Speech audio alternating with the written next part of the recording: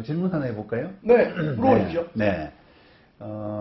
지금 남편 소유가 2분의 1, 그다음에 부인 소유가 2분의 1, 요런 이제 아파트가 있어요. 아, 공유. 네. 그런데 그걸 이제 매매하는 과정에서 계약할 때 부인만 나와가지고 우리 남편이 직장 때문에 못 나왔습니다. 그렇게 해서 내가 남편 대리인으로 나왔는데 계약을 하자. 요럴 때 이제 어떻게 대처해야 되는지 사는 사람 입장에서. 위임장이 있습니까? 일단 위임장이 있는 경우도 있고 없는 경우도 있는데요. 있으면 믿어야죠. 그렇죠. 네. 그렇죠. 그래서 이런 경우가 사실은 이제 그 사고가 제법 일어나요. 아, 예. 예. 기사에서 본 것 같아요. 예, 위임장도 제대로 확인도 못하고 사고 치는 경우도 있고. 그렇죠. 또 위임장이 있는데도 불구하고 또 사고 나는 경우도 있어요. 아, 있는데도요? 있는데도 불구하고. 본인 위임장 있는데도? 있는데도 불구하고. 아. 예, 그래서 뭐가 문제인지 한번 그런 이야기를 좀 해볼까 하는데. 네.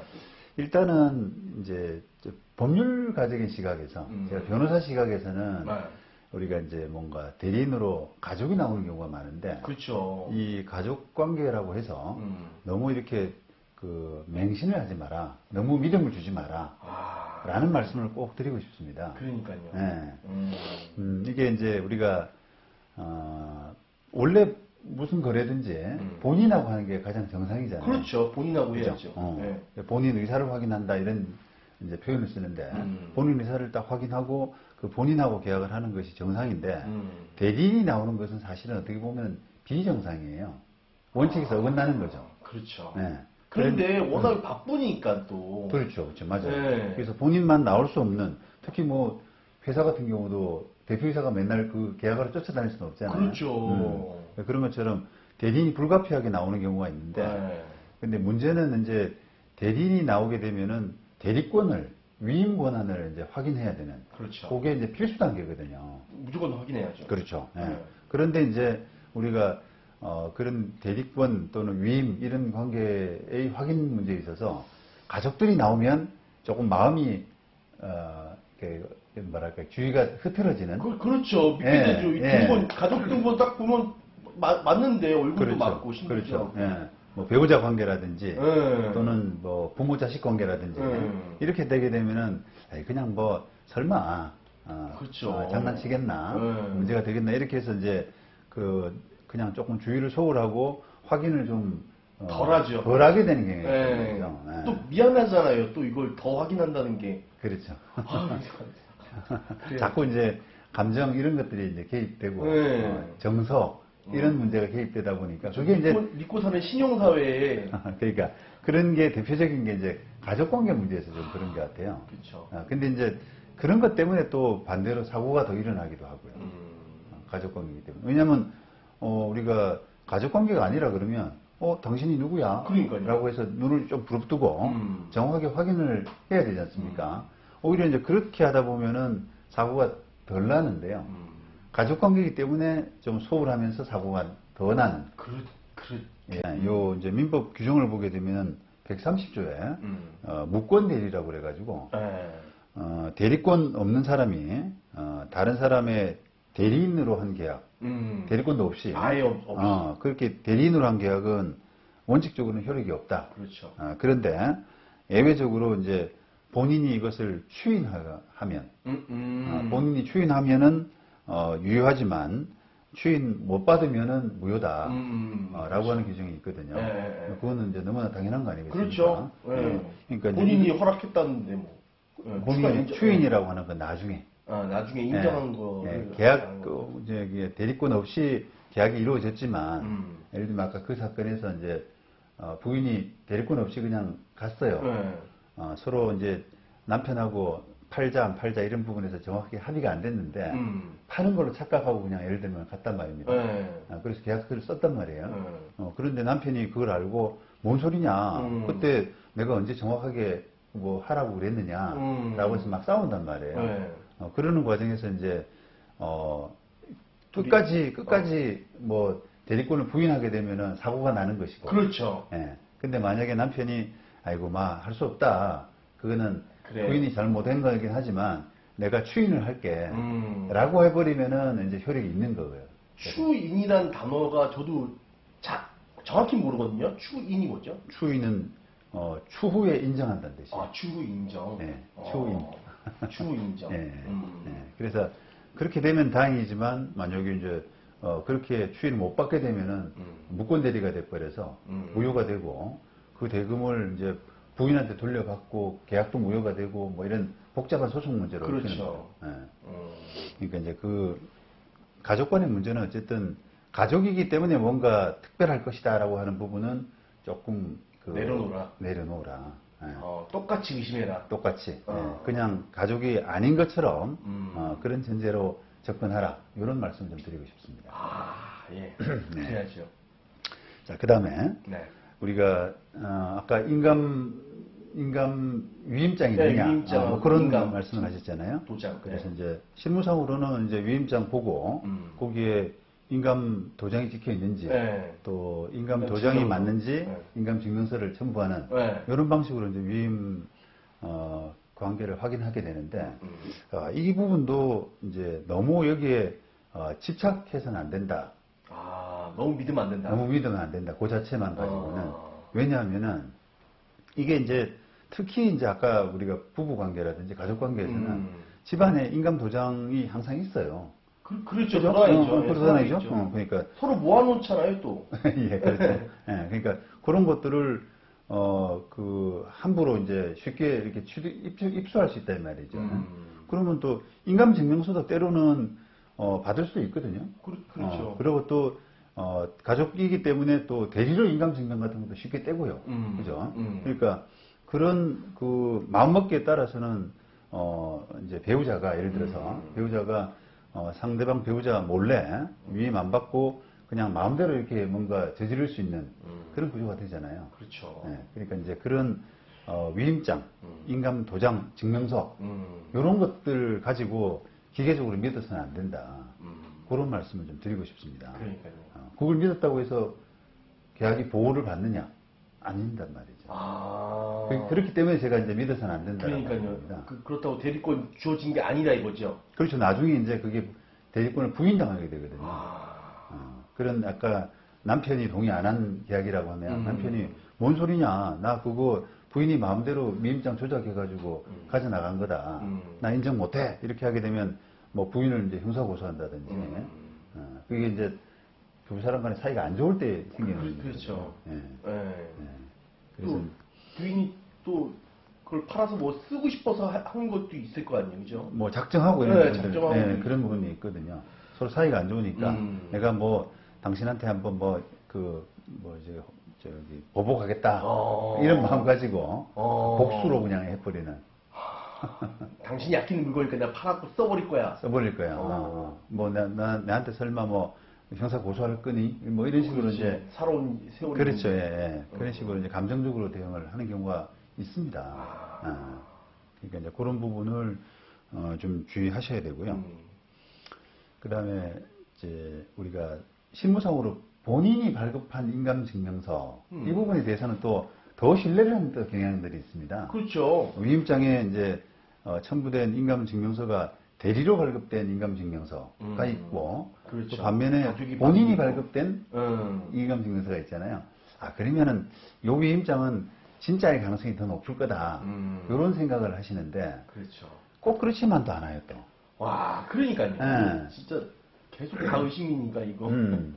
그러니까 왜 그러냐면은 본인이 발급받은 인감증명서가 그게 뭐 매매 계약하라고 위임하기 위해서 발급받은 건지 아니면 뭐 다른데 확인용인지. 그렇죠. 다른데 어디 보증서 뭐 이런 걸로 해서 관공서에 제출하는 거 여분으로 떼놓은 거 남은 건지 알 수가 없잖아요.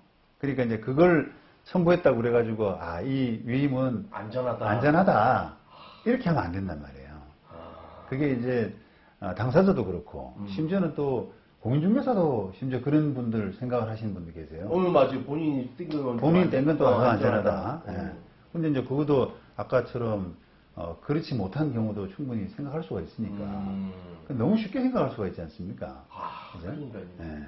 그리고 저 질문이 있는데요. 네. 그런 경우는 없나요? 가족은 좀 이렇게 좀 신뢰도 가고 하지만 법인일 때 네.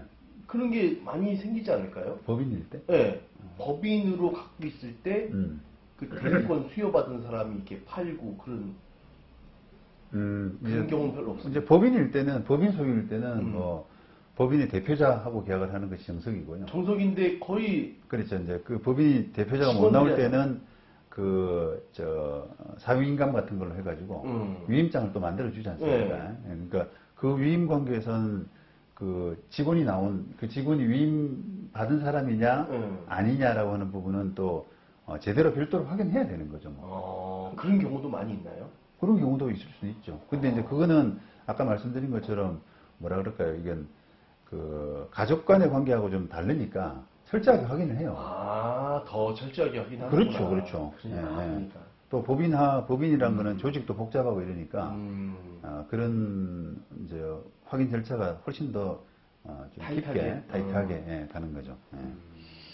그래서 이런 부분을 이제 조금 종합해 본다 그러면 우리가 가족 관계라는 부분도 그대로 대리권 관계입니다.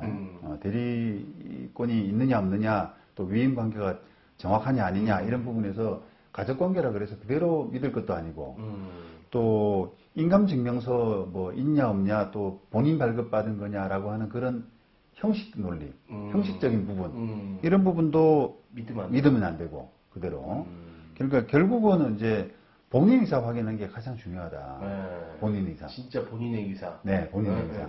근데 우리가 이제 저도 이제 변호사 생활 25년 차입니다만 이제 처음 우리가 그 지금 IT 문명이 IT가 활성화되기 전에 그때는 본인 의사 확인이 잘 안 되는 때가 있었어요. 그렇죠.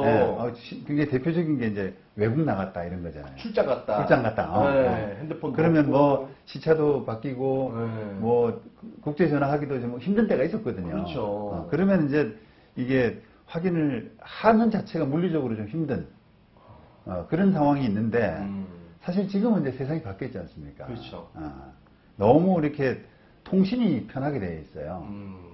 무료로 게다가 그렇죠. 항상 얼굴도 보일 수도 있고 그런데 이제 그거를 본인 의사 확인 좀 합시다 라고 했을 때 달리 이렇게 변명할 수 있는 게 없습니다. 외국 나가 있다 그것도 사실은 합리적인 변명이 안 되는 거예요. 왜 외국 나가면 통화가 안 되느냐. 그렇죠. 바로 카톡으로 하면은 바로 화상 통화가 되는데 그러니까 이제 또 심지어 이제 요양병원 계신다. 아프시다. 뭐 그렇게 하거든요. 그러면은 그때는 본인 의사 확인을 위해서 그럼 제가 한번 요양병원에 한번 가고 싶다. 이렇게 해야 돼요. 얼굴 한번 보고 싶다. 뵙고 싶다. 왜냐면은 요양병원 이야기가 나온다는 거는 어떻게 보면은 그 본인이 지금 그 건강상 안 좋기 때문에 나중에 본인 의사가 맞느냐 안 맞느냐라는 부분에서 부인당할 가능성이 좀 있거든요. 문제가 생겼을 때. 그러니까 지금 나와서 계약도 못할 정도로 요양병원 가 계시면은 그렇죠. 그거는 의사가 없는 거지. 그렇죠. 의사 능력 뭐 그런 얘기 하지 않습니까? 그런 부분에서 확인을 하기 위해서 더더욱 이제 가봐야 되는 대리권도 그렇지만 본인 의사 확인도 중요한 차원이기 때문에 그런 부분에서도 이제 더더욱 이제 필요하다고 할 수 있는 거죠. 그래서 웬만큼은 이게 제가 실무상 겪어보면은 그 본인하고 통화하자라고 했을 때 못하는 경우 그런 경우는 저는 거의 없다고 봅니다. 그러니까 거의 이제 뭔가 문제가 있다 내부적으로 그렇게 보시면 된다는 거예요. 거의. 예. 요즘 이제 진짜 이 확인할 수 있는 방법이 많으니까 이걸 계속 차단을 카톡이든 아니면 전화든 뭐 차단하는 거는 애가 뭔가 꼼수가 있구나. 그렇게 보시면 무조건 의심해야 되겠네요. 게다가 이제 또 우리가 대리권이 있느냐 없느냐 이런 또 대리권 사고 위임 관계 사고 이런 부분이 터지게 되면 표현 대리라고 하는 논쟁에서 이렇게 이제 법률적인 논쟁에 휘말리게 되거든요. 그러겠죠. 표현 대리. 표현 대리라는 것은 기본적으로는 이게 대리권이 없지만 주진 않았지만 여러 가지 사정으로 볼 때 대리권이 있겠거니 있을 수밖에 없다라고 믿는 그런 것의 정당한 이유. 선의의 선의 노력, 충분한 노력, 이런 부분들, 그런 부분이 있는 경우에는 그 사람을 보호하자라고 하는 그런 제도가 있습니다. 네. 보호 표현 대리 제도라고 네. 하는데, 그런 표현 대리로 보호받기 위해서라도 대리권 관계를 확인해 보려고 하는 노력을 충분히 하셔야 돼요. 그러니까 전화 한번 해봅시다. 내가 가겠습니다. 라고 하는 부분이 노력이 있어야, 뭐, 거기서 이제 뭐, 예를 들면 그런 것도 있잖아요. 우리가, 그럼 전화해 드릴게요. 라고 하면서 가짜를 대동하는 경우가 있어요. 네. 다른 번호로 해가지고. 그렇죠. 다른 사람을 바꿔주는 거예요. 우리 남편이다라고 했는데, 사실은 내 연남인 거예요. 그 뭐, 우리가 드라마 같은 데도 많이 보잖아요. 많죠. 그러니까. 그러면은 이제, 실제로는 대리권이 없이 계약된 경우이지만, 표현 대리로서 보호될 수 있는 여지가 있다, 이 말입니다. 난 충분하게 확인했다. 이 사람이 그 빼돌리기 위해서 사기를 친 거지. 그래. 난 충분히 계속. 그렇죠. 사기에 당한 거지만, 그렇게 당할 수밖에 없었던, 믿을 수밖에 없었던, 그런 내가 노력을 충분히 했다라고 하는 부분이 보여져야 표현 대리로서 보호를 받거든요. 네. 그런 차원에서도 이게 아까 제가 본인 확인을 좀 이렇게 하려는 노력을 충분히 하라. 통화하고 녹음하고 뭐 화상 통화하고 찍고 이런 것들 있잖아요. 네, 그런 부분이 노력이 굉장히 필요한 겁니다. 진짜. 진짜 일반인들은 많이 볼 수 없는 거지만 이 뉴스에서나 신문에서나 보는 거지만 네. 변호사님은 더더욱 그런 사건으로 또 일을 하시니까 더 많이 보니까. 그렇죠. 뭐 사고 터지면 이제 변호사한테 오니까. 네. 그래서 우리가 뭐 부동산 거래에서 사실은 뭐 이런 그 사기치고 거짓말하고 뭐 이런 그런 부분이 확률적으로 보면은 뭐 5% 미만이지만 항상 이제 말씀드리는 거는 금액이 크고요. 그러니까요. 그리고 그게 혹시나 내한테 떨어질 때는 그게 치명타가 되거든요. 그런 뭐 부동산 거래가 보통 뭐 수천만 원에서 수억 이렇게 하지 않습니까? 그렇죠. 그걸 손해보고 나면은 그게 정말 이게 휘청합니다, 인생이. 인생이 진짜 그 몇 년 고생하는데. 그러니까요. 늙고. 그렇습니다. 수명 단축되죠, 진짜. 그런 이제 위험성을 생각한다 그러면 이게 돌다리도 좀 두드려 보고는 그런 마음으로 정확하게 좀 하실 필요가 있습니다. 그리고 그게 또 그렇게 하는 것이 그렇게 하면은 사고 예방에 저런 사람은 좀 이렇게 도망가야겠다는 생각이 들잖아요. 그렇죠. 꼼꼼하게 이렇게 챙기고 하면은 어떤 이유를 들어서 슬 피해버리거든요, 사기꾼이. 그럼 내일 할까 하면서 사라지겠죠. 그렇죠. 좀 생각해 볼게요라고 하고서 다음 도망가 버리는 그런 부분이 있으니까. 진짜 요즘 부동산 가격도 올라서 이게 더 큰 돈이 돼버리니까 진짜 뭐 전세든 매매든 정말 조심해야 됩니다. 맞습니다. 지금 뭐 매매 사례를 들려드렸습니다만 전세는 더더욱 또 이렇게 주의가 좀 이렇게 소홀해지거든요. 그래서 전세 같은 경우도 사실 금액이 큰 만큼 그 기울이는 노력도 거기에 걸맞게 좀 이렇게 많이 기울여셔야 된다. 그런 말씀 드리고 싶습니다.